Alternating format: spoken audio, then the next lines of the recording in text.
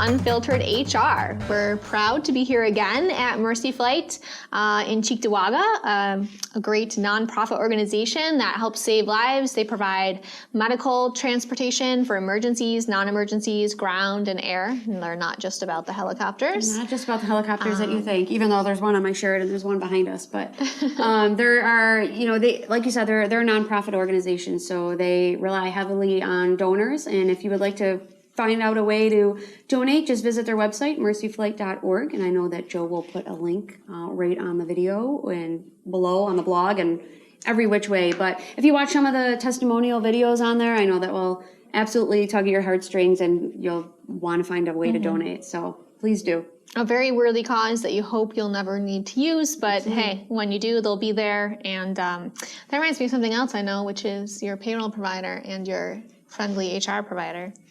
Look at that segue. What are we talking about today, Em?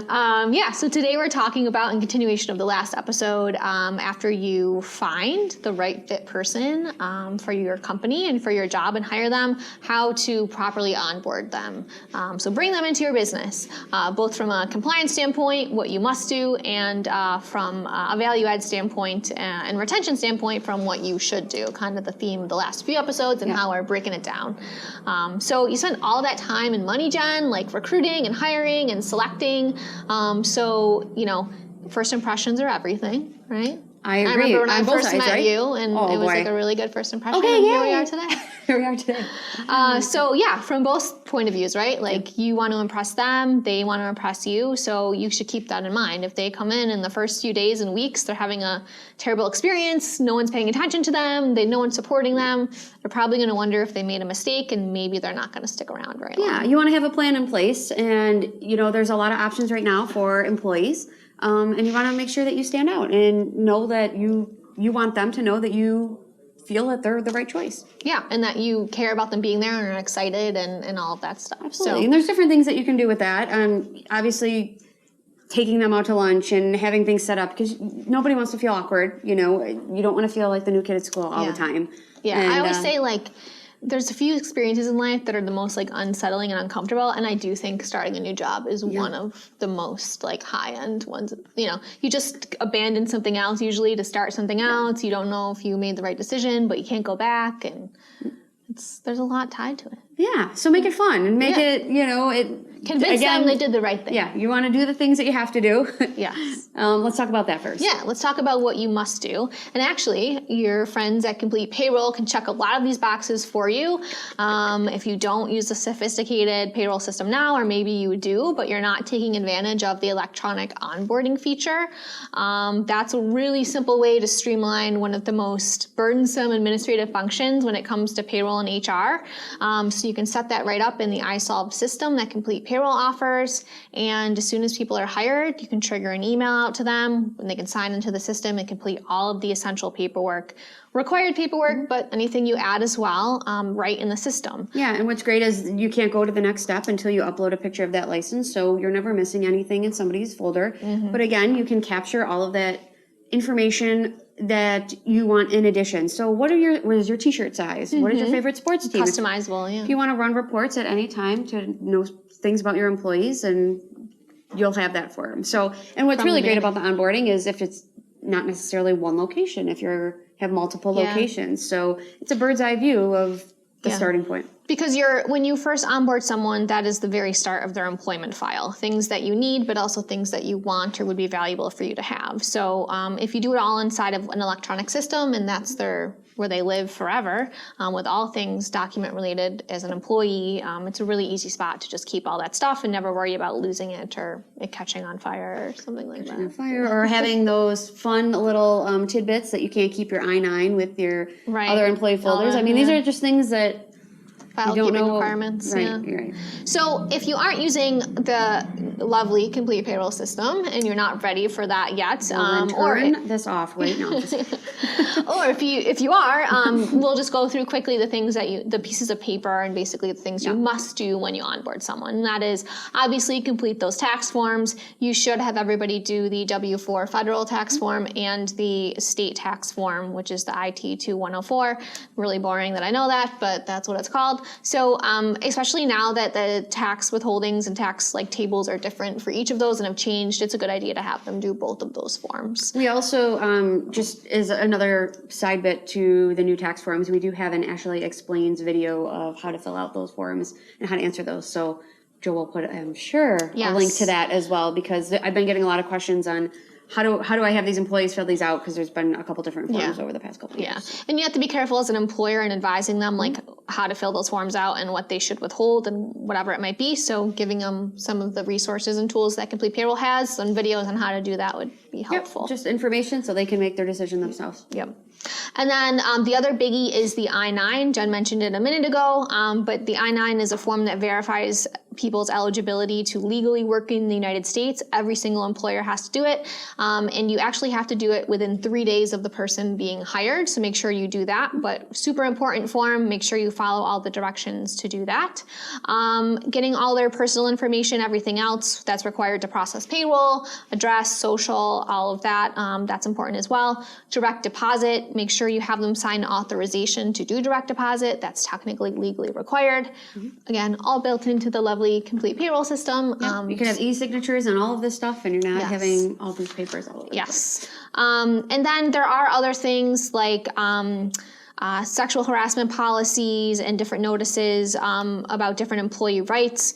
That's where it gets a little bit more complicated. I recommend just getting an employee handbook that has all that in it, and then it's a one sign-off, which we can help you with as well. Please do. Please do with the handbook. We've talked about this before too. It protects your business. You're protecting yourself, and you know, the expectations are set up right up front, and if there's ever any sort of issue, you go back to the handbook all the time. Yep, just lean on that baby all the time. Yep.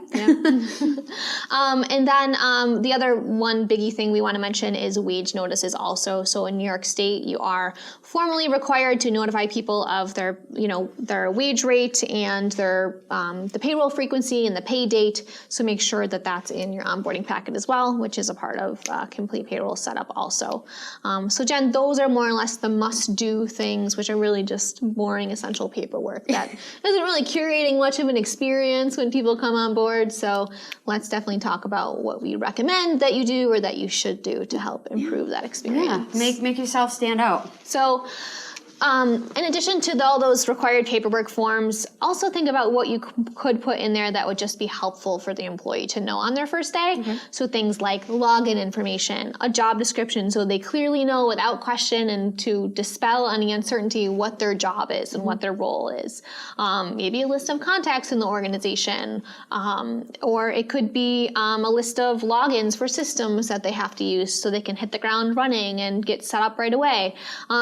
It's going to be customized and different for every business, but the point is to reduce uncertainty and increase clarity of expectations, and really try to set the person up to hit the ground running to be effective in performing their job as soon as possible for your sake, but also their sake. Yeah, and I think that's, you said it, you hit the nail on the head with the list of contacts, because I think, again, the most unnerving thing about starting a job is you don't know anybody. If you have a list of contacts of who to go to for what, it's just so much easier. And then you start to get back in the flow of feeling more comfortable with that. And instead of asking all different people who should you go for different things, you're going to have something right there and you already feel more comfortable. Yeah, and even better yet, kind of playing on that concept is go around the first day and make sure there's a tour with introductions involved at some point. So not only are people reading, names on a list of contacts or on an org chart and maybe seeing a picture if they're lucky, if you're all on site or if it's possible, doing those introductions so they know someone face to face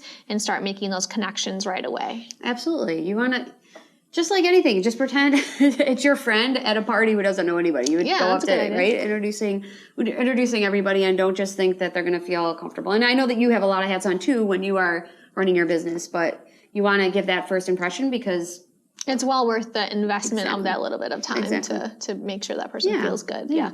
I like the idea of thinking about work as a party that you're going to every day. Yeah, that's kind of like what has worked for me. That's how you feel? Yeah. That's how she feels, Jen's boss. No, in a good way. You love working there. Yeah, it's a party. But yeah, again, anything else you can do to really reduce fear, uncertainty, make people really convinced they made the right decision and want to come back the next day and the next day and the next day.